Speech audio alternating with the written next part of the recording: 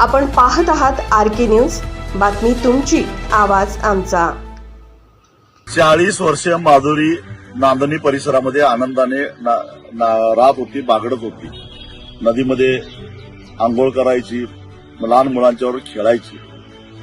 परंतु कुणातरी नतद्रष्टाची नजर लागली आणि खोटे पुरावे करून, खोटी तक्रारी करून, न्याय व्यवस्थेला हाताशी धरून, अक्षरशः न्याय व्यवस्थेला सुद्धा मॅनेज करून आमच्या माधुरीला इथनं नेलं।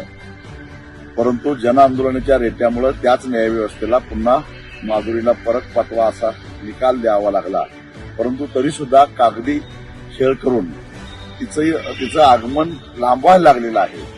त्यामुळं आपण जन आंदोलन केलं, न्याय व्यवस्थेला तिचा निर्णय बदलायला लावला। आता माझं असं म्हणणं आहे की जसे कागद तयार करून तुम्ही माधुरीला नेलं, तशीच कागद तुम्हीच तयार करा आणि माधुरीला आमच्या परत आणून द्या। त्यामुळं माधुरीच्या घर वापसीसाठी जन आंदोलनाच्या रेट्याची पुन्हा एकदा गरज आहे असं मला वाटतं आणि त्याची सुरुवात आपल्याला 28 जुलैपासून करायची आहे। म्हणून माधुरीवर प्रेम करणाऱ्या सगळ्या जाती धर्माच्या लोकांनी किमान एक दिवस माधुरीसाठी नांदणी दिशेला भेट देऊन तिच्या आगमनाची तयारी कशी चालू आहे हेही एकदा डोळ्याखालून घालून जावा एवढी माझी विनंती।